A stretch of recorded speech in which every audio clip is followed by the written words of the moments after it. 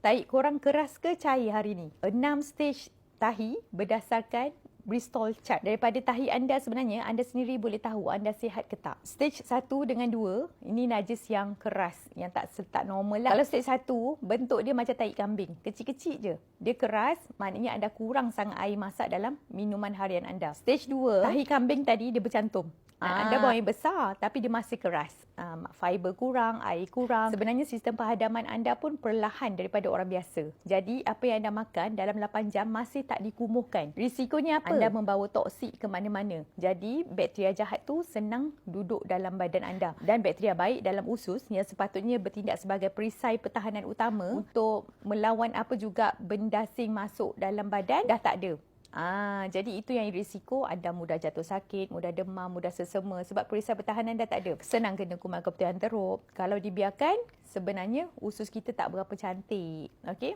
Kalau dibiarkan long term ada banyaklah masalah sistemik yang seterusnya. Okey, untuk stage 3 dengan 4 ni najis yang cantik. Stage 3 najis dia bentuk sausage tapi dia masih nampak macam crack gitu.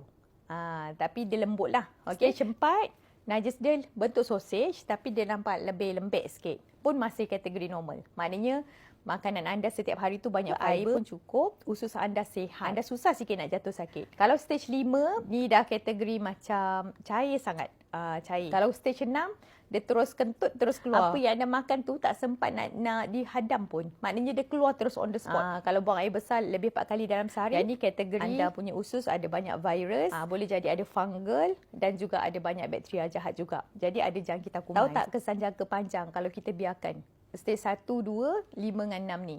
Risiko dia usus boleh bocor. Bocor bukan bermakna ada berdarah ke tidak, bukan. Dia adalah leaky gut syndrome. Usus ni, dia adalah apa tempat pertama yang kita bawa masuk dalam badan, dalam pembuluh darah kita. Pembuluh darah ni dia pergi ke semua badan, terutama dekat otak. Jadi nak otak sihat, sebenarnya usus pun kena sihat. Dan dekat usus juga, kalaulah usus kita bocor kan, sebab dia tak boleh nak tapis dah. Tak boleh nak tapis benda baik dengan benda jahat, semua dia masuk serentak yang kita makan tu. Jadi vitamin pun tak dapat sampai ke hormon, ke thyroid, tak sampai ke tempat sepatutnya. Risikonya menyebabkan hormon kacau, menyebabkan head pun tak betul, susah nak ovulasi. Risiko dia lagi long term, kita takut sel genetik pun boleh termutasi sebab banyak toksik dan radikal bebas yang usus langkah pertama tak tapis. Jadi dia dah masuk ke pembuluh darah. Itu yang tiba-tiba kita sihat tapi dalam long term tiba-tiba ada kanser contoh. Dan banyaklah penyakit yang seterusnya. Jadi usus ni adalah pintu masuk pertama yang kita kena jaga. Salah satu ikhtiar kita adalah dengan probiotik untuk sokongan kesihatan usus. Siapa yang macam cepat bloater, ada simptom macam najis tak betul tadi, tapi anda nak pergi ke stage 3 dengan 4, setiap malam cuba amalkan probiotik. Probiotik daripada Infinity. Yang ni memang dah jadi rutin wajib dah. Okey, dia bentuk kapsul. Produk yang memang berdaftar lah dengan MAL. Dia guna freeze dried teknologi ya. Daya tahan dia dalam perut lebih berbanding kalau versi yang kena frozen dalam anda kena letak dalam tersejuk, tak payah. Sekarang dia dah protected dalam botol kaca. Sebab bakteria baik, dia sangat sensitif dan mudah mati. Jadi kalau anda tak packagingkan dia dengan betul, kadang-kadang anda makan tu hanya habuk sahaja. So yang ni dia guna teknologi daripada Danisco, Denmark, yang mana dia guna 6 floravid, 6 strain bakteria yang bertindak seperti pasukan bola sepak. Dia ada Lactobacillus plantarum untuk lawan kembung, Lactobacillus casei untuk immunity. Ada juga Lactobacillus rhamnosus untuk baik pulih usus, terutama yang pernah diserang dengan virus dan sebagainya. Lagi satu, dia ada prebiotik, makanan untuk bakteria baik tu supaya dia boleh hidup dengan lebih gembira dalam usus. So inilah dia, walaupun dia adalah 6 strain yang agak orang kata premium lah. Kadang-kadang kita terlalu fokus nak strain bakteria banyak sampai 30 semua. Tapi yang dibekalkan tu adalah bakteria yang bukan synergist effect.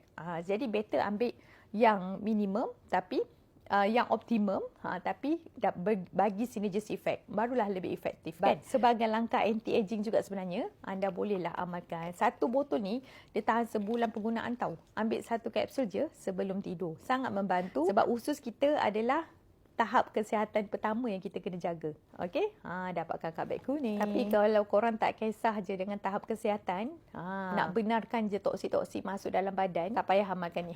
Bagi saya ini antara probiotik yang paling wajib lah untuk kita amalkan sebagai permulaan sebelum ambil apa-apa suplemen pun. Kalau anda tengah ambil suplemen lain, teruskan, tapi dalam masa sama top up lagi dengan probiotik supaya apa yang anda makan tu dapat diserap dengan bagus dalam darah. Barulah berkesan, betul tak? Okey, so dapatkan kabel kuning.